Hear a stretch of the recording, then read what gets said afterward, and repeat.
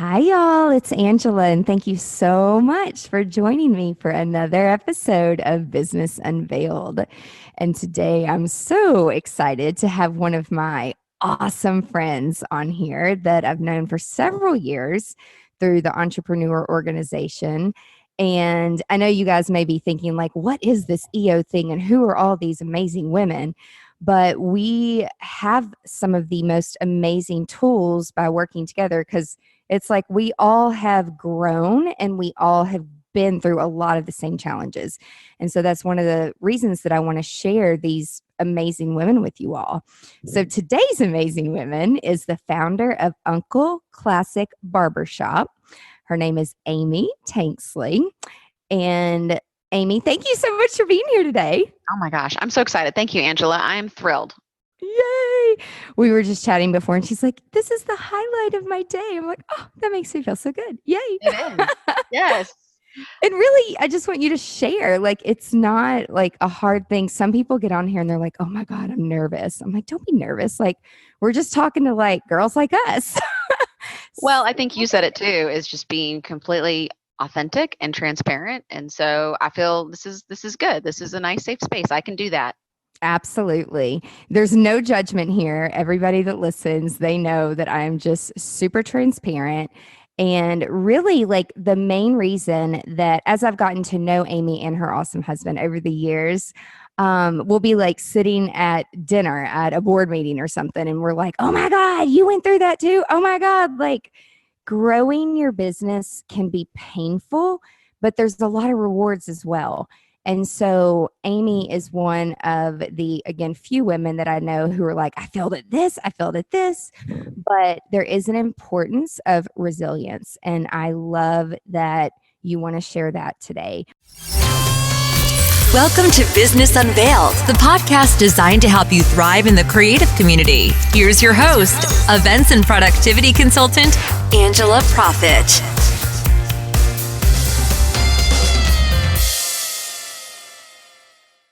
Hi, y'all. Thank you so much for tuning in to this episode of Business Unveiled. Expert tips and secrets from top creative industry professionals, where we take you behind the scenes of our past experiences in the creative industry and share with you what we have learned from them and how they have made us stronger. This podcast will help you grow a productive and profitable business to launch you into success within the creative industry. Today's podcast is brought to you by Vlog Easy. That is V as in victory. Vlog Easy is an app in the iTunes store for iPhones that help you make content videos as well as vlogging on the go to share with your audience. It has absolutely transformed the way that I do video and communicate with my audience. If you are looking for an app that allows you to edit on the go, or if you simply don't know how to edit videos, this app allows you to do just that. You can record yourself in a quiet room. You don't have to remember what to say. You can simply look at your notes, and each time you're quiet and you pause, the Vlog Easy app takes all of those quiet moments out and edits everything together. It's like magic, and it saves so much time. Vlog Easy allows you to record in vertical or horizontal formatting. You can import existing videos that live on your phone into the app, and so much more. Vlog Easy Pro gives you the unlimited cloud backup as well as removing the watermark. Give it a try for free today. The link is bit.ly/vlogeasy. In all caps, Vlog Easy is case sensitive, so be sure that you've got that caps lock on and you're putting in Vlog Easy in all uppercase. V as in Victor, LOGEASY. Give it a try. But before we jump into the whole business journey, tell us a little bit about your background. Where did you grow up? How did you grow up? And bring us up until you're like, I'm going to open my own business. Like, how did that happen? Yeah, it's exciting. So I'm originally from Omaha, Nebraska. My family is from central Nebraska. So pretty remote, right? Kind of, not in an epicenter of anything cool, hip, or entrepreneurial, that's for sure.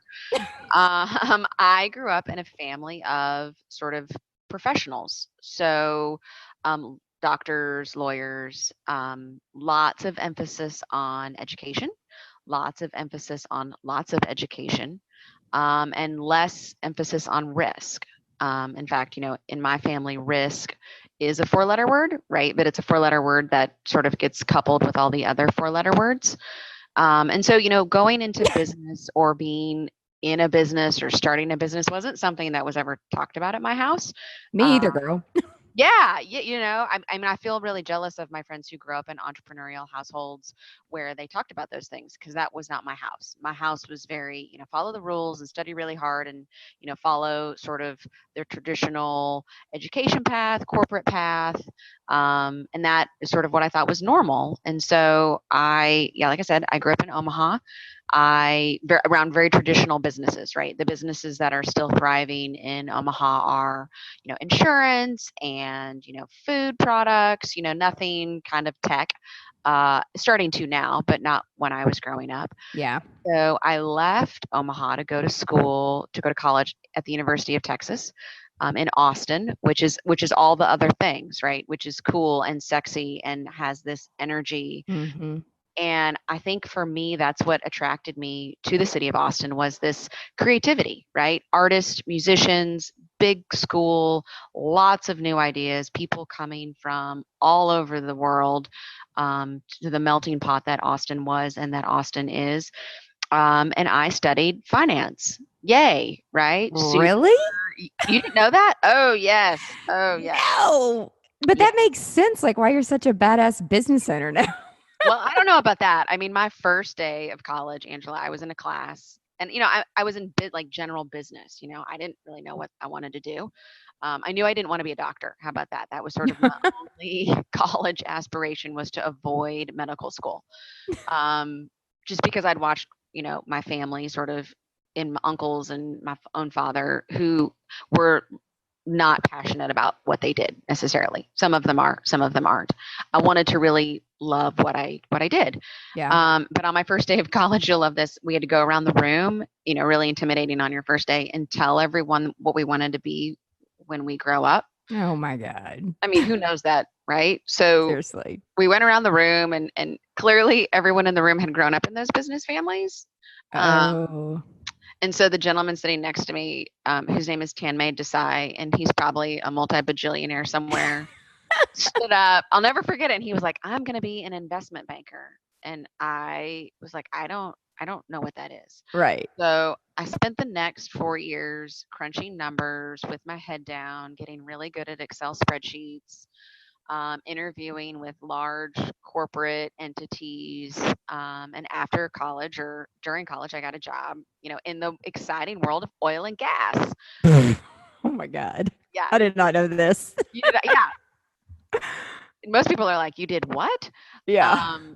So my senior year of college, I love telling this story because people who are old enough are like, really? I went to final round interview to be an analyst, right? A number cruncher with Enron. And Enron was a really big deal and they were in Houston and I was so excited. And they called me a couple days before my interview to let me know that I didn't need to come to Houston, that they'd canceled my interview. Oh. And Okay. I was honest. I asked him, I'm like, well, are you canceling my interview or are you canceling everyone's interview? Because my friends are going too. And I just need to know what my messaging to them is. Right. And the folks at Enron, of course, by this point was all over the news. And they're like, yeah, we're not real sure that we're going to be hiring anyone like What ever. happened? They went to the Supreme Court. They were doing all sorts of fraudulent everything. Oh. And the whole company imploded. So you dodged a bullet. Well, kind of. So yeah, in that regard. But then I went to work for another oil and gas company, which I won't name. Oh. Yeah, I was hell bent, like apparently, on learning about pipelines and natural gas. And so I went to work at a different company. And 3 months into my first job, I was pulled into a conference room, And it turned out that the company that I had gone to work for was also doing a bunch of stuff that they shouldn't have been doing. Oh, shit. And the Federal Trade Commission and the SEC had set up shop, and people stopped coming to work because they were all going to be investigated, and many of them went to jail. And so I had a job, and then I lost a job, and they let all of us go. Wow. So I'm living in Houston. I have no family there. I don't have a job anymore. I have an apartment lease for a year, and I'm not real sure, Angela, I'm stubborn, that I'm ready to go back to Nebraska. I was like, wait a minute, I just got started doing this. Like, what is going on? And so it was a really, really good life lesson for me, because my whole life it was sort of prescripted as if you work really hard and you do what you're supposed to do, all these good things will happen. Yep. And I had done what I was supposed to do. I'd studied really hard. I had worked really hard. I'd gone to work at this very stable, stable, right? Because risk is a 4-letter word. Right. Stable, publicly traded utility energy company. And it turned out that was not the truth, right? That life doesn't work that way. And I'm really glad, looking back, that at 22, that was a lesson I learned right away. Hell yeah. Yeah. So I was broke, and I didn't have a job, and all my friends had just started their jobs because I had gone to work first. And so I was living in Houston, and I didn't know what to do. And I knew I couldn't shop because I'm a really good shopper. But again, I have no money. No money. and no friends, because my friends were all at work. And so I started, just really, my job was interviewing and networking. And I got a job in Nashville, Tennessee at, hold your breath, an insurance company. Wow. And all along, yeah, at an insurance company. I mean, one really sexy, creative industry to another. And all along, I'd had this passion for health and beauty. I was always the kid in high school with the biggest caboodle, and I'm dating myself, but you know what that is. Yeah. I would lug around 6 caboodles that were full. Every time I go to the CVS or the Walgreens, going to the new makeup section is just what you do. Why would you not, who wants to miss the new thing? And I grew up in a family, I will say, where feeling good about yourself also meant looking good, feeling like you were taking care of yourself, whether that was hair or makeup or your clothing. I told a story a couple weeks ago that the woman next to us when I was very young sold Avon, and Sandy was a total babe, and I got all the leftover samples when I was like 5 or 6. So that would have been, that's cool. Early 80s, which meant I had some bomb teal eyeshadow and purple lipstick, but I rocked it, and I felt confident, and I felt cool. And it's just a testament, to what I always felt was when you look good, you feel good. And, clearly the oil and gas business and the insurance business didn't check any of those sort of passions that I had maybe outside of work. But I enjoyed working at the insurance company because it was a startup. It was very entrepreneurial. It was very fast moving. And so I learned a lot about that environment and feeling like you were impacting big decisions at a young age, which I hadn't had in the oil and gas industry because, again, it was a massive company, publicly traded, kind of on the treadmill, so to speak. But at this startup, we had a lot of fun. We laughed a lot. We, made a lot of mistakes. I got a lot of exposure very, very at a very young age. And that's where I met my husband. Was working at this really sexy insurance company. And on our first date, which we weren't supposed to be on, right? Because we worked together and we were friends. And I think I've told you I tried to set him up with all of them. And they were like, no, yeah, he likes you. So on our first date, he told me he wanted to open a barbershop. And I was like, that is so dumb. What are you talking about? Right? I'm a finance person. I crunch numbers, and we work at an insurance company. Why would you want to do that? And so probably like many of you listening, right, you see sort of, this opportunity, I guess. And I wanted to learn more about it. So I had grown up. Like I said, I had a younger sister. And so we went to the beauty parlor with my mom. Oh. Blonde, perms. Aquanet. Oh, There is a hole above my mother's house to this day where the Aquanet destroyed the ozone for sure. Oh my God. And so that was always a really enjoyable experience, right? People go to the salon and the spa to feel better about themselves. Yeah. And it was always a highlight for me growing up, something you look forward to. Yeah. And for my husband, going to get his haircut was like this horrible 20 minutes of his life he was never going to get back. And I was like, why is it so bad? Because I didn't go with my dad to get his haircut. I had no idea what his experience was like. Yep. So I started going with Kirk, my husband, and I realized, his options were to go to a very traditional sort of salon that I liked, but was not for a professional man, with all the ladies' magazines. And, men I learned are very sensitive to hair color, the smells of hair color. Oh. You and I are clearly not. It's just right. part of our, DNA. It's been soaking in our veins for a long time. Yep. And so, and the other option was to go to traditional barbershops, which at that point were really sort of regulated to the outskirts of town, and you couldn't make an appointment. And I hate to say this, but a lot of them are really dirty, like really dirty. No one has stopped to clean in many, many years. Yeah. Or he would go to one of the franchises, and the franchises, had outdated magazines. I mean, I think I picked up a People magazine that was 3 or 4 years old, and it was like crusty because it had clearly gotten wet, and it was nasty. And I'm like, oh, this is horrible. Like, clearly this could be better. Yeah. And so probably like you and, your listeners, right? You sort of see this hole, and I didn't know anything about the business, but it was worth a gamble, I suppose. So I was planning on going back to business school, because why not have more school? Again, that was how I was wired. It was more school is better. And so there was the amount of money that it was going to take to send me to go get an MBA was the same amount of money that it was going to take to open a business. And so, why the hell not, Angela? I'm 28. I don't know anything. Why not open a business? So, oh my God. yeah, I mean, talk about it. I mean, looking back, it was probably the worst idea ever. I mean, my friends let me down. My grandparents called and told me I was making a huge mistake. My parents had to sit down at their house. My friends did too. And they were like, are you really sure this is a good idea? Why are you doing this? Are you okay? Yes. I don't know if you've had that experience too. Oh my God, yes. And so I was like, well, I guess if enough people tell you no, which is another thing I've learned, if enough people think you're doing something terrible or stupid or is never going to work, it might just actually work because no one else is doing it, right?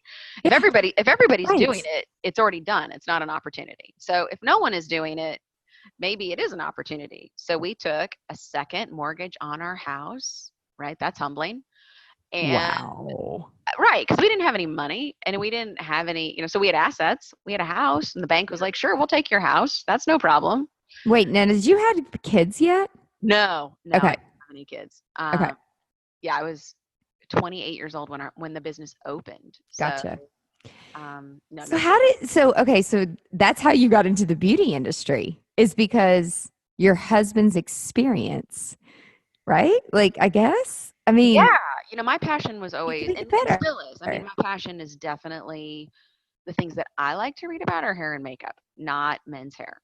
But I found, Angela, and I don't know if you get this in your business too, that making people feel better about themselves is so completely rewarding, and not in a superficial sort of way, right? But in a sort of reaffirming sort of way. And so I have learned, right, that even though, and it's probably better because I don't spend every dollar I have on hair and makeup, but I am so completely rewarded by what I do because I get to impact people's lives and I get to impact their community. And so that's been the trade-off. So yeah, we opened a barbershop in 2008 with a second mortgage on our house. And 3 weeks later, the economy crashed. Oh. Yeah. Yeah. 2008, October 2008. And it was like, what do we do now? Right? We have all this money spent. I mean, the lease was signed, the furniture was purchased. And so I think, from there, right? And I like telling this story because it's like there was nowhere to go but up. Yeah. And we couldn't quit. so we had to turn the TVs on cars and sports and not on the election because it was also in the middle of the Obama McCain election, which was, very controversial in our neck of the woods. Yeah. And a lot of people had a lot of opinions on both sides, and we couldn't talk politics because that wasn't going to make anybody happy. And we just, it was day to day, right? It was one haircut at a time. It was one transaction at a time. It was one customer at a time. And it was just hard work. And it's been hard work ever since, but it's been really rewarding. So that's sort of where I come from and where this crazy thing sort of birthed itself. Oh my gosh. So your first location, did you go to school to cut hair or did you hire people and you just decided you were going to run the business? Yeah, I don't cut hair. And I'm waiting for them to give me an honorary license because at this point I know I've put in all the hours, I promise. After 11 years of doing this, I feel like but to be truthful, I don't think I'd be very good at it, right? So, and I tell that to people. I'm like, look, I think everybody should do what they're good at. Right. This whole strength finder thing, I am a big fan of because it used to be, that you needed to work on all the things that you weren't good at. Right. And I don't know that I subscribe to that anymore. So I think I'm good at running a business. I don't think I'd be good actually cutting hair. So yeah, I started hiring people. I hired a lot of good people. I hired a lot of the wrong people, a lot of them. Just because I didn't know, at 28 years old, I'd never hired anyone. I had never fired anyone. I didn't know what the hell I was doing. And so I made a lot of mistakes. So what did that look like? Like your first year of business, I assume because you were really good at spreadsheets and numbers that you knew, did you know going into it, like how to make a profit as a business owner? Or was that something you learned too? No, I did. No, I did a lot of pre-work, right? So yeah. So, the good news is before we ever opened the doors, I had all the pro formas and the numbers done. So I knew exactly what we needed to do in order to make money, or at least pay the bills, right? So step one, just cover your costs. And step two, is there anything left over at the end of the day? So I felt really confident that our business model was sound. And I think that enabled me to sleep, right? When everything else was not what was expected, because you do a business plan, or at least I did a business plan, and I found it to be a really cathartic exercise. And I'm a huge, huge fan of business plans. As old fashioned as they are, I think they're a really great way for you to put your ideas about your business on paper. Yeah. And clearly on paper, right? Because it can't be a 45-page document. So you have to really edit. And for me, the two most important things in my business plan were the numbers, like you said, right? Yep. Does your business have the opportunity to actually make money? Which I was shocked to find years later, most business owners have no clue. They don't. And so that was eye-opening to me when I did Catalyst, and we can talk about that, sort of sitting down with people who hadn't baked through, costs and expenses and actual revenue. Mm-hmm. And then the second thing I find really important about a business plan is writing down a section about what you're not going to do. So I think as a new business, and I don't know if you can relate to this when you got started, you get distracted by a lot of things and a lot of ways that you might be able to make money. And when you're new and you don't have any money, it's very easy to say yes to everything because if someone's going to pay you, why not? But I think if you write down what you're not going to do and you hold true to that and you hold true to what you are going to do, you actually have a business. Yep. But by saying yes to everything, I think it really dilutes your business plan and your purpose. And I see a lot of young business owners, I don't want to say make that mistake, but try that method. Yeah. Because they don't really know what it is that they do want to do. So they do a little bit of everything. But as you know, I haven't found too many businesses that are all things to all people. Nope. So it sounds like you had a really clear vision though of like, this is the business we want. This is the experience we want to create. I don't know, did social media, was that like a way of marketing for you when you first opened your doors? Well, that was 2008. How did you market? So Facebook was still really, really new, Mm-hmm. 2008, if I recall. And so we went really traditional with our advertising. I mean, literally like ads in the paper. Oh God. Yes. Yeah. Oh, yeah, yeah, yeah, I yeah, don't even remember that. yeah. Like, clearly, I mean, to the point of let's really stereotype my customer, and he is a dude and he likes sports, and so clearly we're going to put an ad in the Tennessean in the sports section. And then we That learned, worked. yeah, we had a couple families drive in from Dixon, which for your viewers is like an hour away Yeah. from my first shop. So they came in once. It was a really good lesson, right? They came in once, they got a haircut, and we never saw them again because other than some women I know and some men that I've met over the years, very few people drive an hour each way to get their haircut. For Yep. most men, it is a convenience. Convenience is a huge part of their selection process. And so we learned very quickly because of that our marketing right now is really hyper local. We know that most of our clients don't are come from within a 5 mile radius and often closer. And so we really keep our marketing efforts very local and very traditional, right? We support your Little League team and we support your churches because we're a brick and mortar business Yeah. and because we know our clients, referrals are still our number one source of new clients. It's all referral based. So I know now, like you have multiple locations. And so talk us through, I would say, like your top failure in terms of you failed fast.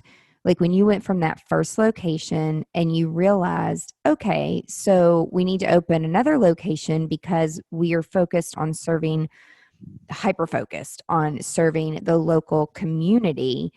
And knowing you, did you do research in the growing zip codes on how your barbershop was going to stand out from the other like local barbershops? Like, how do you choose that? And how did you know you were ready to grow? Yeah, that's a good question. So I wasn't ready to grow. We were sort of, I don't want to say hunted down, but a real estate developer in town came to us. And Oh, within a couple months of us being open, right? So a couple months of being open, the economy has crashed. We're in the middle of election. Amy and Kirk are completely out of money. I am working 14-hour days, 7 days a week. I mean, literally was there open to close for 4 months. Um, Making sure I knew what was going on. And it was time really well spent. But in the middle of this, someone approached us and said, you've got to open up another location and I've got this center and you need to go here. And again, it's funny how there's silver linings to everything. But in yep. 2008, 2009, with the economy where it was, there weren't a lot of new businesses starting, especially in the retail side. So a lot of developers had a lot of space available that they needed to fill, and the rates were not near where they are right now. And so I guess that's a silver lining of opening a business when the economy is not booming, is that there was a lot of opportunity for us. And, we talked about it, and I said, this is a space we will never get a second chance at. It is such a good space. It's in a great part of town. We know the market because it's not far from our first location, but far enough for it to have a completely different clientele. And we were honest with the developer. We were like, look, we're out of money and we don't even know if this is going to work. And I swear to you, Angela, he co-signed a loan with us. Oh my gosh, that's amazing. And so yeah. And so I quit asking questions about, why or how. I think, when opportunities present themselves, right? And I think, I talk to a lot of female business owners and all business owners, right, who feel like they've got to have it all really perfect before they take the leap. And I can assure you, nothing that I've ever done is perfect or complete before we jump, right? It's like 75% baked, Yep. um, if I'm lucky, Yep. maybe 60, but sometimes you've just got to go for it. And so for the second location, that was just it, right? We were in no place. I didn't have any systems. I didn't have anything, but it was like, okay, we knew we had the opportunity to grow when we wrote the business plan. And now we've got the opportunity to do that right away in a space that is just totally incredible. And so we did it. And, again, hindsight's 2020. It was a really stupid idea, but I'm really glad we did it because it forced me to figure things out quickly, right? It forced me to get those systems in place and to start implementing things that I knew I needed to, but had been dragging my feet because I couldn't be in two places at once. Right. And so, I think I jump sometimes too soon, but I almost do that on purpose so that I'm forced to, because I'm such a control freak, I'm forced to give up control in order to keep up with the growth. So going back to the systems, and you knew you needed to set that up if you were going to have multiple locations. I where did you Google it or Yeah. did Yeah. Oh, yeah.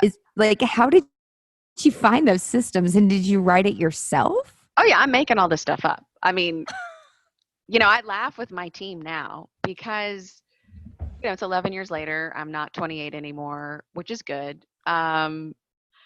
But sometimes I have to look at them and I'm like, y'all, you do know I've never done this before, right?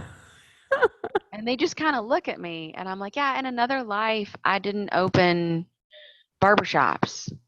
Yeah. So I am learning and growing and failing with you, but I don't know what the hell I'm doing. And as far as I can tell, I don't know anybody to call who's done this before either, or at least has done what we want to do the way we want to do it. So, that is the process that we have right now with my team, which is, we work together to come up with what we think is a system that will work. And then we're very honest and transparent that nothing is set in stone, and we are going to work crazy to fix it and make it work if it's not right the first time. So all of our systems, right, are literally like a rough draft. Everything is a rough draft of, I think this is going to work. And if we can avoid major catastrophe, we are clearly moving forward in the right direction. So do you think by being super transparent, with your team and with your staff, do you think they respect you more because you're very open about what, you don't know what I don't know what the hell I'm doing. Does that help with the relationship, do you think? Yeah, I think, I have found that, my employees want to know that when they come to work, they come to a safe place, right? They know the lights are going to come on. They know that their equipment is going to work, and they know that they have a place to come every day where they can earn a living, right? Because this isn't a hobby. This isn't a volunteer job. This is my business. And I employ now 50 plus people, and many of them are their own, they're single moms. They are the breadwinners for their family. And this is really serious, and it's humbling as a business owner to know that I'm responsible for not only my employees, but many of their families as well. And so I think by being transparent and honest about my fears, we can work together through them, right? So that they are not scared, right? That they know that I'm committed to making it work, that push come to shove, I always get paid last, right? My employees' pay comes first, and making sure that there's money in the bank to pay them what they're owed every payday is priority 1 through 10, and everything else comes second. Means we have a good relationship, right? But I mean, I would also say, Angela, and you probably get this all the time too, but every day someone tells me how lucky I am. Like, oh, Yeah. you've just been so lucky. No. And I've quit getting mad about it, but I've also quit laughing about it. And I stop and I look at these folks and I'm like, you don't have any idea how hard we all work. And so I think the commitment to my team that they know that I'm going to work harder than any of them, and that I'm not going to lie to them, and that even if I don't know an answer, we're going to work our fannies off to figure it out. There's a lot of there's a lot of trust there. So I think the honesty and the transparency, you can't have good results unless there's also a lot of trust. Yep. And knowing that, right, that we're all, and I've told them, I'm like, look, we're going to succeed together or we're going to fail together. But if we are failing and it's not working, we can turn the ship around. Like, we don't have a corporate entity.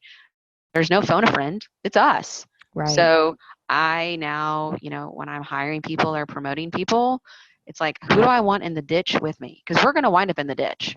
Yeah. At some point, we're going to wind up in the ditch. And who do I want in my corner who's not afraid of picking up a shovel and digging out? Yeah. and not quitting, right? Because it's hard, and I want people, and my commitment to them is I'm going to shovel like hell. So I hope you will too. Like so what processes have you used to find the right people? I'm trying to listen, Angela. Okay. So I think I used to hear what I wanted to hear. Mm-hmm. And now I'm trying to really hear what people are actually saying. That's good. Because my husband's grandfather, who passed right after we married, used to say that if you listen long enough, people will tell you exactly who they are. Mm-hmm. And I think that is a really interesting quote, and I repeat it a lot, and they do. Mm-hmm. And so when I'm interviewing people or meeting with people, I think it's impossible to separate life and work. I think all of those things bleed into one another. Yeah. But I think the people who understand being present and being able to be complete in one aspect or the other when it's time to be there, we really focus a lot on that. Mm-hmm. So That's awesome. trying to listen. So so it's nothing like, oh, I'm going to use these tests and these, like, it's just be a good, like, listen.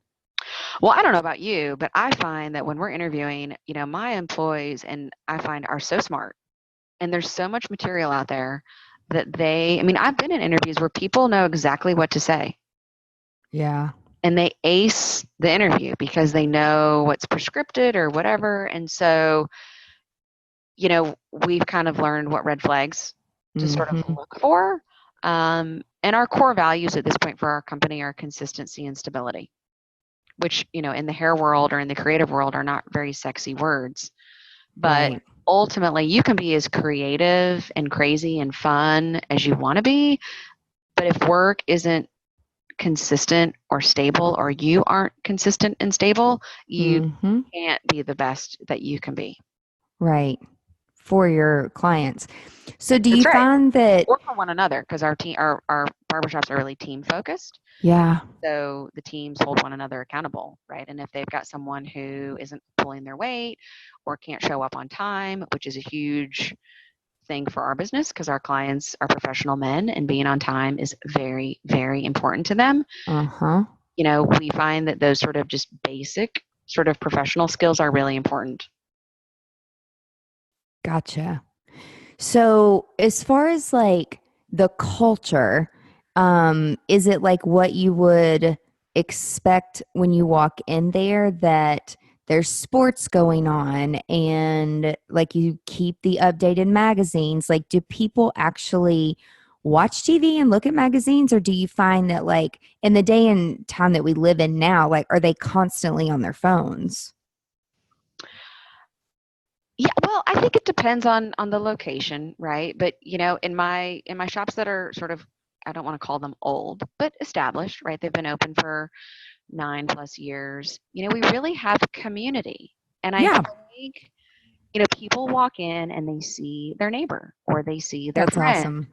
or they see their coworker, or my favorite moments are when 6-year-olds, right, are sitting in chairs and they're like, "Hey, Bobby, you're in my class," or "You're on my football team." And so you do kids too? Oh yeah, tons of kids, and we love kids because, in some of our established locations, right, we met someone when he was 12, and now he's graduated from college and he's back in Nashville, and now we see him as a young professional, and we have these relationships, right, with the client and with their families. And clients email us. We had a client who passed away, an older gentleman who'd been sick for a while, and his son emailed us to let us know, to be like, it's, I just want you to know my dad, passed away, and we won't be seeing him, but we become part of people's lives. And I think that's awesome. and I would say that one of our locations is near a lot of corporate headquarters, and it's a lot of people who are new to Nashville or new to the South, or here for big corporate jobs, and they're very, very busy, and they're very, very stressed, and we understand that. And when they walk into Uncle, we want them to know that we want to take care of them.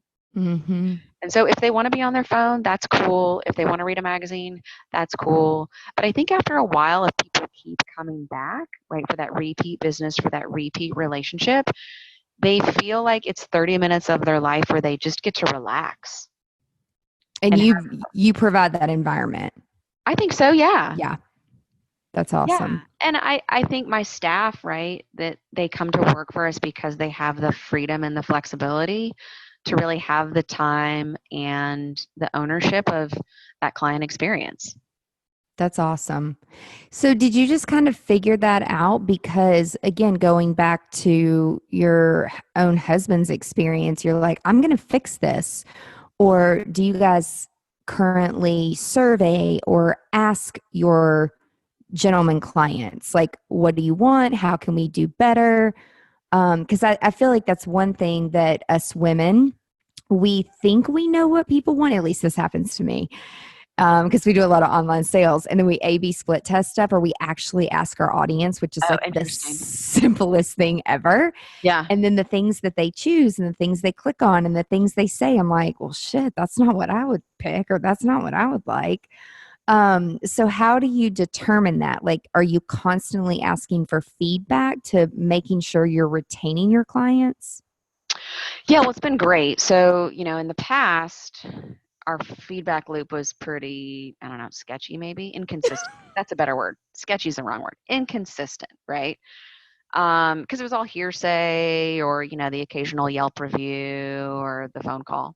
And I mean, the angriest, or when people are angry, they love to give feedback. When people are really happy, they don't always love to take the time to give feedback. But now our point of sale system proactively sends out NPS rankings, so Net Promoter Score. So I like to laugh that we're like the only barbershop, who's got a Net Promoter Score ranking, where we are every time. That's awesome. Yeah, I laugh, right? I'm like, we are totally on it. We're corporate, but we're not corporate. But look, we've got an NPS ranking. And so, we send those out. The system sort of has an algorithm to when you get one. But yeah, my point of sale is sending out, rank us from, 0 to 10, tell us how we did.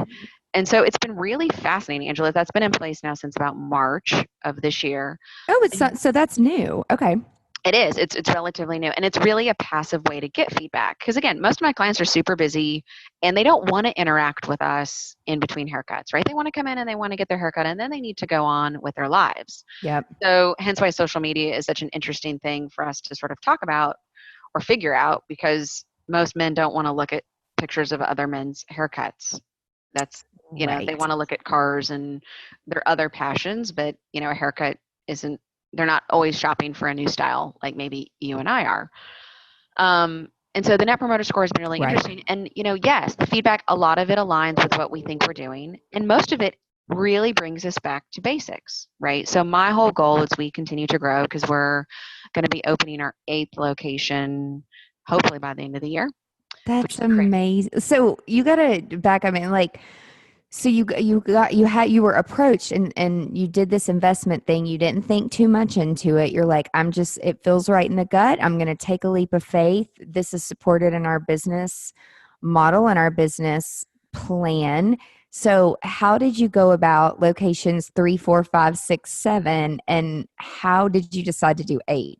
I mean, for those of you who are not in Nashville, like, it is crazy growing. And even though in this day and time, you're like, oh, we're going to come into another recession. And I'm like, yeah, but in Nashville, they say there's 100 people a day moving here. And like, I mean, I grew up in Mount Juliet, which is 30 minutes from here. And now it's like one of the fastest growing hot spots. Yeah. And I used to have 2 houses out there. I wish they'd probably be worth a whole lot more. But when all that growth started coming in, I'm like, I'm going to get the hell out. If I'm going to be busy, I'm going to be in the city where I'm centrally located for our clients, so that I'm close to the airport and I'm close to some of the venues. And so being in the city and avoiding traffic was super important because of time.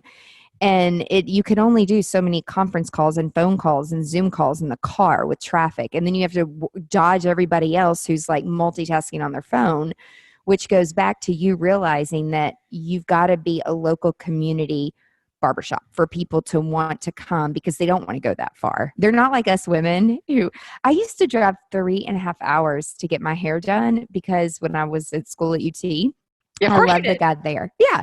Yeah. Men would never flip and do that. No. Never. No, I met And a student so, at Vanderbilt years ago who was from Singapore, and he's like, I only go to Singapore to get my hair cut.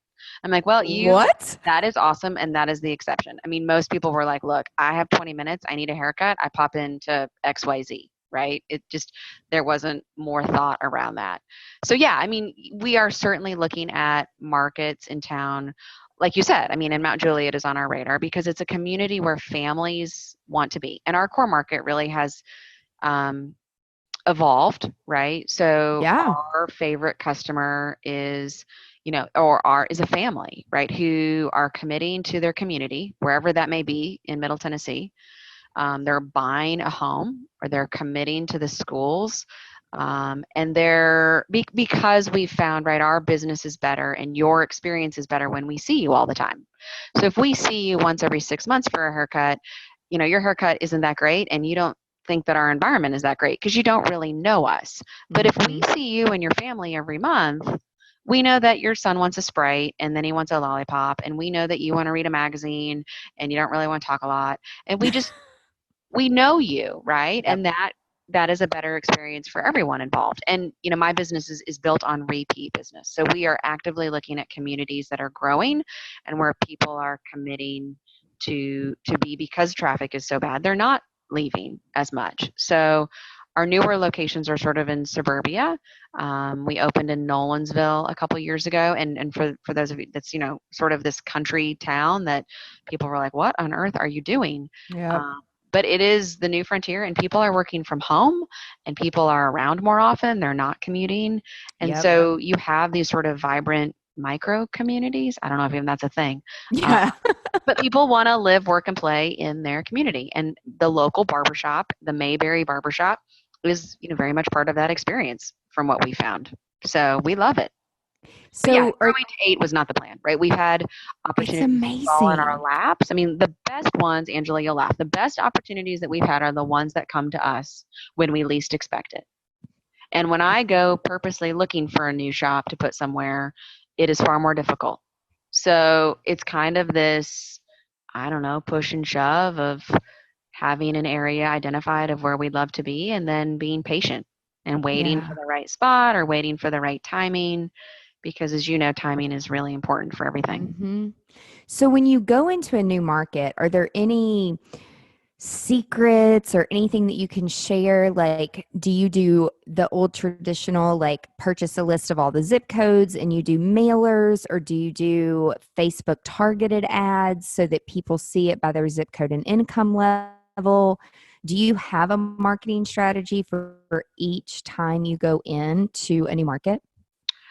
Well, it depends. So we have a store that just opened in Hendersonville, which is north of Nashville. And, like I said, hyper local, right? So we are the like I told you, I was not tech savvy. And when I mean that, we are so old school, and people laugh all day long, but we become really active in the Chamber of Commerce, right? I mean, small towns, small chambers, really active people who are super excited about making their communities better. Uh-huh. We love participating in the Rotaries and the soccer tournaments and the high schools, right? I mean, so the yearbooks, right? Every high school still has a yearbook, a printed yearbook, and we had a bunch of kids in the other day for a photo shoot for their yearbook. And it's that kind of stuff that I love. right, people, I mean, everyone I tell that to is like, oh, it has great positive memories for a lot of people. And so Yeah. that's kind of what we're going for, right? Is the football program and sponsoring the football games and the baseball team and the drama club, right? I mean, you name it, the band. We want to be part of your community because that's my business. Now, I get it. I'm not a tech company or with an online presence, but we have been very clear about who we are and defining and making that even, more defined. Do you find that your employees also live within that local community? And is that something you look for to help strengthen the relationships within the shop, that they live in the community? Like, do you feel like that's important? Well, it's helpful, but unfortunately, most of my employees do not live anywhere near where they work. So Really? people, That's oh yeah, interesting. I've got people driving an hour all over the place to get to work. Just because of housing around where our shops are is, anything but affordable. So people are coming in from all over the place. But I think they're learning that even though they may not live in the communities where they work, they become part of the communities where they work. So, especially when you've been there for a while and the community members, I mean, I would tell you my employees know more about what's going on in their neighborhoods than I ever will. Yeah. Right? Because they hear about the high school plays and what's going on with this and that. And, people really are proud of their community. And I think the people moving to Nashville, right? I'm really proud of the Nashville community, greater Nashville community, because that word continues to come up, right? Yeah. I talk to people in elevators and freak people out all the time. Oh my God. And yesterday I tried to say hi to a woman walking out of Kinko's and she totally blew me off. And I almost wanted to turn around and be like, I just said hello. What is your problem? But I love that feel. I'm proud of being part of the Nashville community because we have that sort of old school kind Yeah. vibe. So we really promote that at the barbershops. Yeah. I had a client's mom recently. I work in a lot of emotional money spending. Yes, you do. A lot of work. And so I had them in this large luxury wedding that we recently had. Oftentimes we work with families where and it's kind of the same thing. And actually, EO taught me this is like, think about Lifecycle Clients. Like you can do a wedding, then you can do any event for this family and they trust you. And you're not just trying to take their money. Like you give them an experience. And so this mom, sometimes we have families where we work with extremely, extremely wealthy old money. And then you have people that have new money, but it's a different way of life. It's a different conversation. I didn't grow up in that environment, but I have learned to adapt. And so she looked at me, this mom, and they come from, newer money. And the groom's family was like the old money. And I could just see how they were treating each other. And I'm like, money shouldn't define like how you treat people. But that's unfortunately kind of what was happening. And so after it was all over, I kept telling her, and there was lots of tears and lots of therapy that I feel like I had to go through. But after it was all, and I kept telling her, I'm like, it's going to be fine. Like, I promise you that you can cry and vent. It's going to be beautiful. It's going to be perfect. Trust me. Yeah. But this is normal. But one thing she said to me, she's like, Angela, sometimes like I don't even know what you're saying to me because I can't think. And sometimes people won't remember what you say to them, but they will always remember how you make them feel. And you have a loyal client for life when you make them feel good and that they are heard, whether it's hair, makeup, feelings, so it's like creating that community and that experience. Like your families remember that. And that's why they come back to be kind.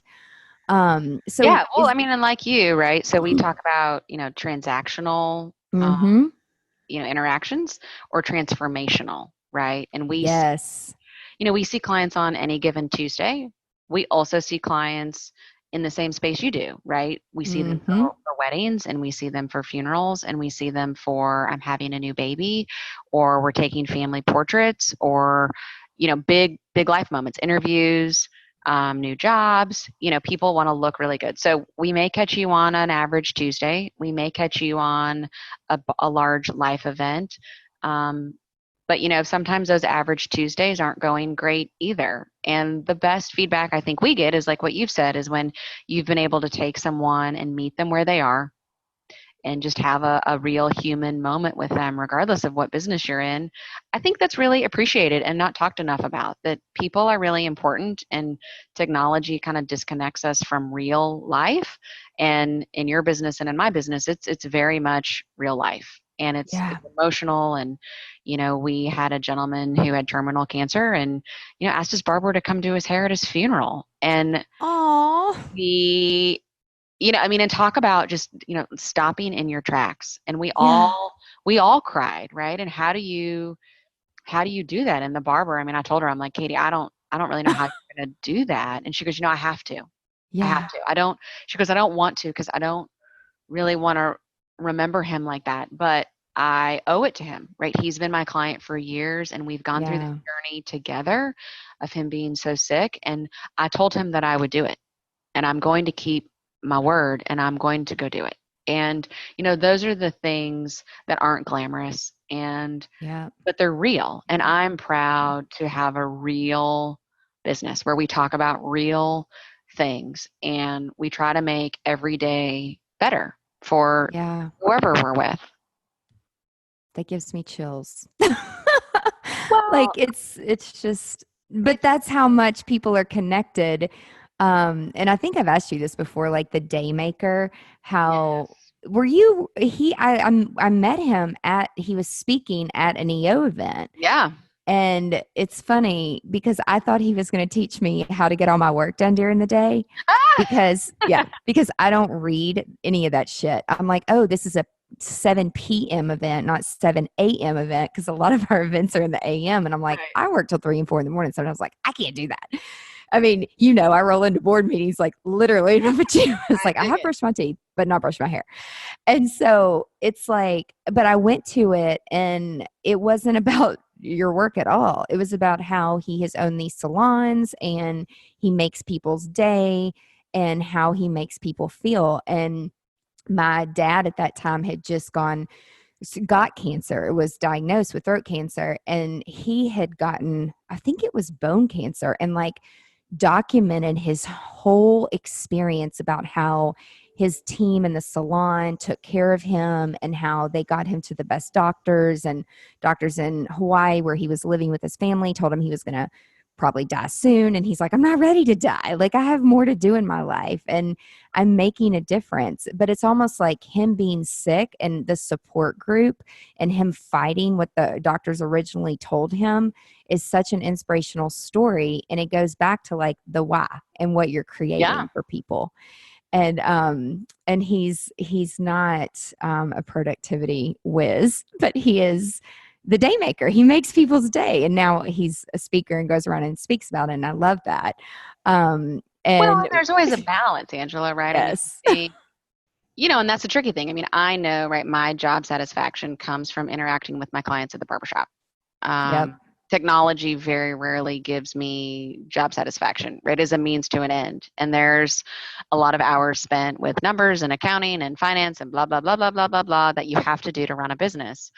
And so yep, there's a balance there, right? But I know it would be very difficult for me to go back to a job or a career where I wasn't working with the actual client um, yeah, to see the end result, right? That you're right. I mean, having the opportunity, no matter what business someone works at, right? And I think that too, that goes back to the failure piece, right? Is that, you can be very transparent and real with people when you create that environment, that safe space, right? And that you can own your failures and you can own your successes and you can share them with people and just encourage people, right? That it is hard. Having a business is hard. It is challenging every day. And it's also really, really rewarding. And so those are the silver linings and those are the things that I love about my business. And I'm sure you love about yours when you can get it right. yeah. Well, but I've loved this because it's like failure's okay. Like you're going to learn from it and you're never going to stop learning, especially if you're an entrepreneur or business owner. Like if you stop learning, to me, it's like you're dead. No, Like, I told my staff, I'm like, the second I stop failing or I uh-huh. have it all figured out, I quit. Yeah. And they're like, And no one what? has it figured out. No No, one. no, nobody does. And it's like you own it and you own it with your team. And I feel like that's one of, again, that sense of community and not acting all perfect. Like the people who are like know-it-alls and I'm like, I can't even be around you. Like, No, I I mean, I'm can't. appreciative of an entrepreneur environment and a friend environment that says, is this not working? Like, it's hard. Like, let's find joy. Joy, it's a word I use a lot anymore. Let's find joy and camaraderie in the stuff that's broken and not working. And let's find a way to laugh about it and support one another through those things, right? Yeah. But Yeah, there's not a lot of shiny glitter unicorns in my world, and I don't make any pretenses about that. And so when people are like, "Oh, you've got it all figured out," I'm like, "Oh, yeah, you have not seen my house right now. It is a hot mess." So, one day I will live in a magazine, but, right now I don't. So I've got, two young children and my house is a mess. And we have just found that, I like to say that if we laugh more, that is what is most important. But Absolutely. yeah. Absolutely. I love that. Well, thank you so much for your time today. Like, where can people check you out if they want to know more about Uncle Classic Barbershop? Yeah. So I am learning to be social online. I love it. So, right. Yeah. I think I got the face-to-face stuff sort of, I'm getting better at that. But the social stuff we are working on. So we're at Uncle Classic Barbershop on Instagram. And I Awesome. think, I'd love for folks to check out our page and to send me a message about what you like and what you don't like, because our social media feeds, and Angela, this is where I have not gone to a class or best practices, are a lot of images of what we do every day in the barbershops. So it's It not is. shiny airbrushed haircuts. It's a lot of team building. It's a lot of celebrating successes with my employees. So would love folks to sort of understand who are in that world, what they love to see more of, what do people really want to be part of? That's awesome. And for those of you listening who are in Nashville or you're visiting Nashville, you've got Brentwood, Belmead, Bellevue, Cool Springs, Hendersonville, Hillsborough Village, maybe Mount Juliet in the future. And That's a long story. We tried that. We'll be back. Nolensville, and then the new store that hardly has been announced at all will be in Spring Hill. Spring Hill, that place, Yeah. it's booming up there, like booming. That's amazing. Yeah. So yeah, guys, go over and check out the Instagram and DM Amy. I love how you're asking for feedback and suggestions. Again, that's one of the simplest things we've learned is just ask for feedback and ask your audience. You're not going to make everybody happy, but it's good to know what people are doing and what they're thinking so that you can at least try to customize your social channel. Yeah, For or, who your Angela, what I'd also love customers too are like suggestions and messages about other Instagram feeds or things that I should check out that really balance the aspirational aspect of social media Yeah. and the feeling behind it, right? Because I think that's what I struggle with social media is the shiny, Yeah. balanced with the real, and who I would love to know feeds that the audience thinks are done really well to balance those. Yeah. That's awesome.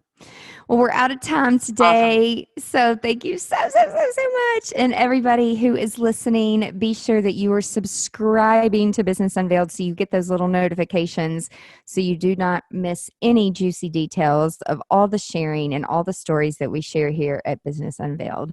I hope everybody has a great day or night, whatever time you listen. You are so welcome. All right. Bye, see you guys. soon. Bye, everyone. If you found this podcast helpful, please share it with your friends. And I'm so very grateful if you leave a review. Be sure you are a subscriber so you never, ever miss the juicy details of Business Unveiled. Also, be sure that you are part of my email list. And if you're not, sign up today at angelaprofit.com, where I share valuable resources and exclusive products with only my subscribers. Now, before I go, I want to ask you, if you have a story or a product to share with the creative industry, please let me know. To be considered as a guest on Business Unveiled, visit angelaprofit.com and submit a podcast guest form. Until next time, remember to stay productive and profitable. You've been listening to Business Unveiled with Angela Profit. Join us next time as we share our experiences to help you be more productive and profitable in your creative business. For more great resources, visit angelaprofit.com.